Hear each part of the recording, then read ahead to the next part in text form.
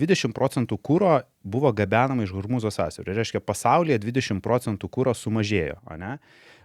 Tanklaivai plaukia dviračio greičiu. Šiaip pasidomėjau, aš net nežinau, kad jie taip lėtai plaukia. Ta prasme, jeigu, pavyzdžiui, nuo Hormūzo sąsiaurio daplaukti iki Amerikos, ten reikia 2 ar daugiau mėnesių.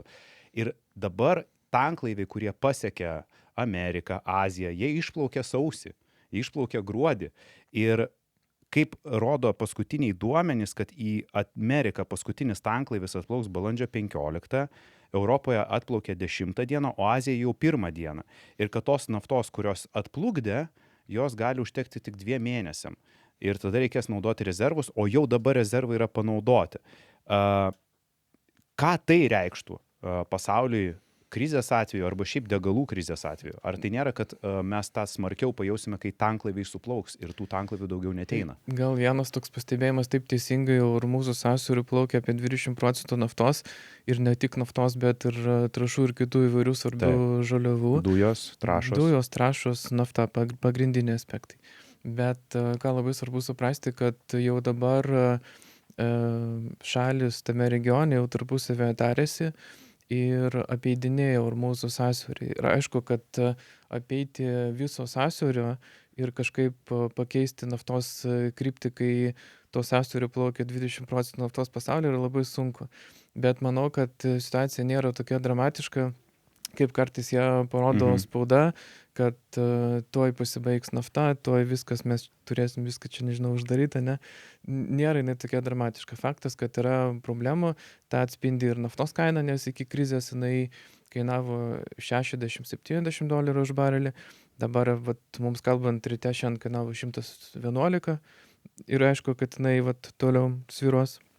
Bet situacija, aš manau, kad nėra tokia dramatiška ir iš esmės jau matosi šiek tiek, kur judės konfliktas. Aišku, aš čia tikrai galiu klysti ir gal yra rizikinga dabar komentuoti, kiekvieną dieną viskas keičiasi, bet iš esmės man asmeniškai panašu, kad bus pasiekti regioniniai susitarimai tarp Irano ir ES, Irano ir kitų įvairių valstybių, arba tai bus susitarimai vienas ant vieno, tai yra šalis atskira su Iranu, arba tarkim kažkoks tai blokas su Iranu, bet faktas, kad Iranas po truputėlį prileidinėja tos laivus, jau dabar mums kalbant, ryte buvo pakankamai gera statistika, kad laivų judėjimus Hormūzo sąsiaurio atsigauna.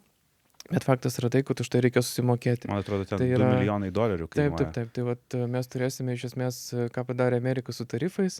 Iranas irgi de facto kažką panašaus padarys su tarifais ir tie laivai plauks. Aš manau, kad taip tikrai situacija yra pakankamai rizikinga ir jinai bet kada gali pasikeisti į tą blogą pusę, bet iš kitos pusės nebūčiau kol kas linkęs ją labai taip dramatiškai dramatizuoti. Manau, gerai, mes dar padėliosim su tavim 3 scenarius ir dramatišką scenarijų padėliosim, kas jeigu.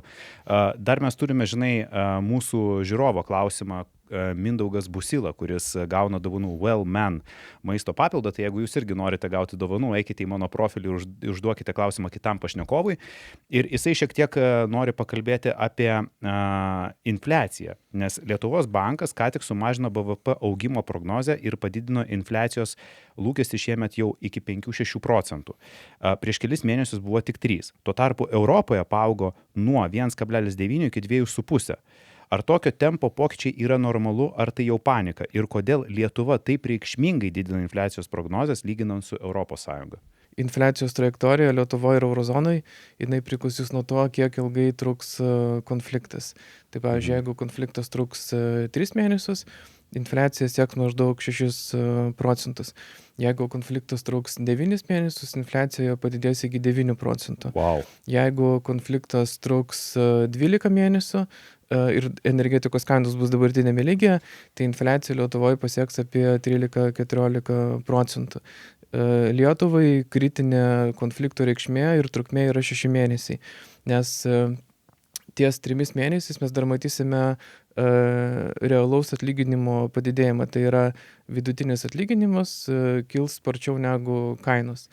Tarkim, šiuo metu mes matome, kad jeigu konfliktas truks 3 mėnesius, tai atlyginimai pakils maždaug 7%, infliacija 6%. Tai grubiai kalbant, dar mes tas ant to, bet statistiškai dar į viršų. Bet tai palauk, 3 mėnesiai, tai čia nuo pat pradžios, tai išeina mes jau pusantro mėnesio esam. Tai dar pusantro mėnesio ir jeigu neužsibaigia, ir teks koreguoti prognozes iš naujo ir aišku, kad mes į blogąją nekoreguosim pusę. ir BVP augimo koreguosim šiek tiek žemyn, bet su tuo yra mažiau problemų. Bet aišku, kad koreguosim aukštyn ir infliacijos prognozę.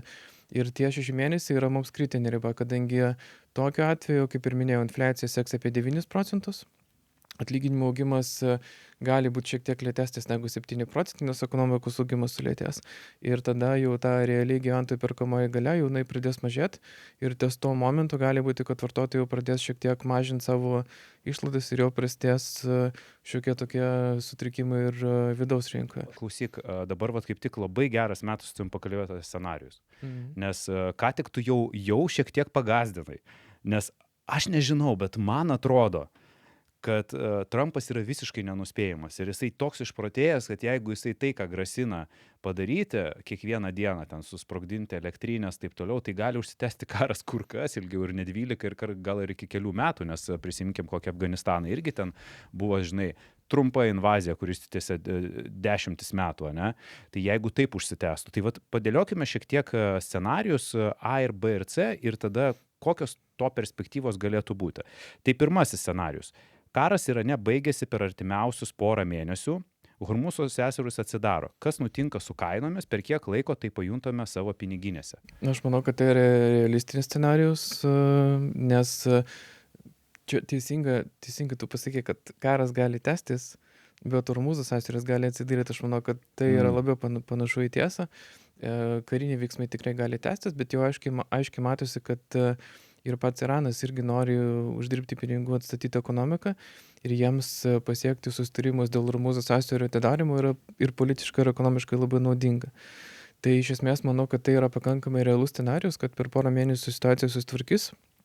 Tokiu atveju sakyčiau, kad realiai naftos kaina gali nukristi iki $85–90 už barelį. Su laiku galbūt jinai sumažės ir dar labiau, jeigu rinka matys, kad iš esmės tas judėjimas vyksta pakankamai stabiliai. Tai tokiu atveju iš esmės mes turėsime pakankamai trumpalaikį tokį sutrikimą pasaulio ekonomikoje. Ir po kelių mėnesių tikėtina, kad situacija kažkiek tikrai gali ir stabilizuotis. Bet tuo atveju kūro kaina, pavyzdžiui, Lietuvoje dabar ten dizelis 2,30.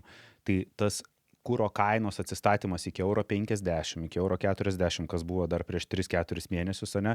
Ar tai realu, ar mes jau esame užstrigę ties kažkokiais €2 ir ta kaina stabilizuosis ir realiai jinai nemažės, ar gali gyventojai matyti sumažėjimą? Manau, kad labai trumpu laikotarpiu aišku, kad tai yra mažai realu, nes rinka turi visgi suprasti, kad konfliktas sprendžiasi arba išsisprendė, turi būti kažkokių teigiamų žinių apie ir ne tik žinių, bet ir faktinės statistikos. Žodžiu, realiai gyvenimas grįžta ten, kur yra ir mes taip tokią tik kūro bangą pajausime vasarai, kad į Palangą šiek tiek bus brangiau nuvažiuoti, bet realiai ten maistui, šildymui ateityje tai įtakos neturės. Mes kažkaip grįšime į savo įprastą gyvenimą. Taip, nes kalbant apie maistą, kaip mes skaičiuojame, mes žiūrime ekonometriškai, ekonomiškai tai yra koreliacijos ir mes žiūrime, kada atsiranda stiprus ryšys tarp energetikos kainų pasaulyje ir Lietuvos maisto kainų pokyčių. Ir mes matome, kad tas pirminis toksai pakankamai stiprus ryšys, jis atsiranda su maždaug 5-6 mėnesių atotrūkiu. Tai kitaip sakant, gal šiek tiek maistas ir pabrangs, bet tai nebus labai jau ten kritinis. Čia realiai spalio mėnesį kažkur tai. Gerai, scenarijus B. Netoks jau fainas. Karas Irane tęsiasi iki metų pabaigos, iki 27 metų sausio. Ukrainoje niekas nesikeičia. Karas toliau tęsiasi su Rusija. Europa toliau nedraugauja su Rusija. Kaip atrodo 2027 metų Lietuva? Tai turint omeny, kad karas vyksta Irane, Hormuzo sąsiauris neatsidaro. Jeigu mes sakome, kad energetikos kainos liks dabartinėme lygyje, tai metų gale ekonomikos augimas sieks maždaug ties 1%, ta prasme mes dar nebusim recesijoje, bet kitos Baltijos valstybės jau atsidurs ties stagnacija. Mūsų ekonomikos ciklas yra šiuo metu stipriausias. Latvija, Estija šiek tiek nuo mūsų atsilieka, tai mes išlaikom ekonomikos augimą, bet Latvijos, Estijos ekonomikos yra ties stagnacijos riba ir visose valstybės infliacija siekia apie 13-14%. atlyginimo augimas šiek tiek sulėtėja dėl to, kad ekonomikos augimas šiek tiek sulėtėja. Na ir aišku, tada mes de facto turime jau rimtesnę situaciją, kai gyventojai pradeda mažinti savo vartojimo išlaidas, pradeda taupyti, verslas irgi mažina apsukas, nes energetika yra brangi, įmonės mažina investicijas, kyla palūkanos, tai tokiu atveju mes turėsime jau tokį rimtesnį ekonomikos augimo sulėtėjimą, bet dar de facto neturėsime recesijos. Bet kalbant apie gyventojų perkamąją galią, tai jau tikrai bus recesija. O kai tu sakai sumažint savo išlaidas, kur žmonės dažniausiai, vat, kai vyksta tokie pokyčiai, ką jie dažniausiai mažiausiai perka? Nes man atrodo, maistas toksai kaip ir, kai mes matom šventinius stalus ir pensininkės gaudamos mažą pensiją vis tiek nukrauna stalus krūvą maistu, man atrodo, mes maisto neatsisakysim. Tai kur žmonės nustos eiti, kur leisti pinigus, kur labiausiai, kokios verslo kategorijos tai pajus? Tai mes irgi kaip tik padarėme tokius skaičiavimus ir pasižiūrėjome, kada atsiranda tas stiprus neigiamas ryšys tarp energetikos kainų augimo ir įvairių vartojimo segmentų. Tai yra keli segmentai, tai yra IT ir elektronika. Iš esmės, buitinė visa technika, viskas. Taip, IT, elektronika, buitinė technika, maistas. Kaip bebūtų keista, maistas ne tik Lietuvoje, bet ir visose Baltijos valstybėse turi labai didelį neigiamą ryšį su energetikos kainų augimu. Čia kalbu apie maisto mažmeninę prekybą. Ir realiai mes puikiai matome tokį pavyzdį Estijoje, kur bendra mažmeninė prekyba po truputį atsigauna, bet maisto mažmeninė prekyba toliau krenta, nes ta gyventojų perkamoji galia tenais yra suvaržyta. Tai kažkas panašus būtų ir pas mus, irgi žmonės pradėtų riboti įvairių nebūtinų maisto produktų išlaidų ribojimą. Tai gali būti, nežinau, sūriai, ten sausainiai, kažkokie desertai, tie maisto produktai, be kurių galima iš esmės išgyventi. Ir jų tikėtina kaina paaugtų dar labiau? Taip pat online mažmeninė prekyba gali nukentėti. Ilgo galiojimo visokiausios prekės ir vienintelė kategorija laimės, tai yra naudotų prekių mažmeninė prekyba. Jinai yra viena iš nedaugelio segmentų, kur koreliacija su energetikos kainom yra teigiama. Tai kitaip sakant, kai pasaulyje labai stipriai kyla energetikos kainos, labai dažnai Lietuvoje naudotų įvairių, sakykime, tarkim, drabužio, ir kitų daiktų pardavimai pakankamai stipriai kyla. Keliaukime į trečią scenarijų. Scenarijus C. Karas Irane eskaluojasi daugiau nei metus. Ukrainoje irgi negerėja situacija. Pats pesimistiškiausias variantas. Koks tada realus BVP nuosmukis? Ar tai jau krizė lygio 2008-73 metų? Na, tai tikėtina, kad kitų metų pirmą, antrą ketvirtį jau tada mes turėsime ir Lietuvos ekonomikos tokį nedidelį techninį kritimą, bet aišku, kad turėtume ir gerokai didesnį gyventojų perkamosios galios kritimą. Tada jau stotų ir eurozonos pramonė, kuri ir taip šiuo metu pakankamai sudėtingai laikosi. Ir jau mes, manau, kad ir Lietuvos ekonomika tokiu atveju būtų ant stagnacijos ribos, bet, sakau, kalbant apie ekonomikos ciklą, čia gal labai daug dramos nematyčiau, nes iš visų šitų niuansų mūsų verslas gali ir labai stipriai laimėti. Bet gyventojų perkamoji galia, infliacija bus tas aspektas, kuris tikrai labai ribos ekonomikos ciklą. Kalbant apie tą laimėjimą, nebūtinai, kur mes čia galim laimėti tokiai krizei? Mūsų eksportas ir pramonė. Ir kaip bebūtų keista, kai aš, tarkim, ir kalbu pat su banko klientais, su gamintojais, man jie sako, kad mums yra gerai ir kai Vokietijos ekonomika krenta, ir kai Vokietijos ekonomika auga. Tai šituo atveju, aišku, Vokietijos ekonomika tikrai neaugs, o jinai mažės. Ir priežastis yra ta, kad kai Vokietijos pramonė, Vokietijos ekonomikos flagmanas turi problemų, nežinau, su energetikos kainom arba su užsakymais, jie žudo savo vietinius tiekėjus, atsisako mažesnių tiekėjų paslaugų ir duoda kontraktinius užsakymus tom valstybėm, kur galima pagaminti komponentus pigiau, bet kokybiškai. Ir viena iš tų šalių yra Lietuva, kuri turi milžinišką pramonę. Pas mus pramonės daro beveik 5% viso Lietuvos BVP, tai ir vienas iš pagrindinių ekonomikos sektorių, kuris iš esmės viską eksportuoja, išskyrus maisto pramonę, kuri parduoda viską viduje. Ir mūsų įmonės tikrai puikiai sugeba išnaudoti tą Vokietijos pramonės recesiją Bet Nes- jeigu su faktu, su tuo, kad jie liks pigiausi vis tiek. Bet kol kas yra tik tai vienas Lietuvos pramonės sektorius, kuris jau tikrai susiduria su tuo atlyginimo konkurencingumo problemu, tai yra tekstilė. Visi kiti sektoriai iš esmės kol puikiausiai važiuoja. Mes turime, aišku, pavienių situacijų, kai išeina labai žinomi vardai, bet tai yra neišvengiamybė, nes taip darbo kaštai kyla.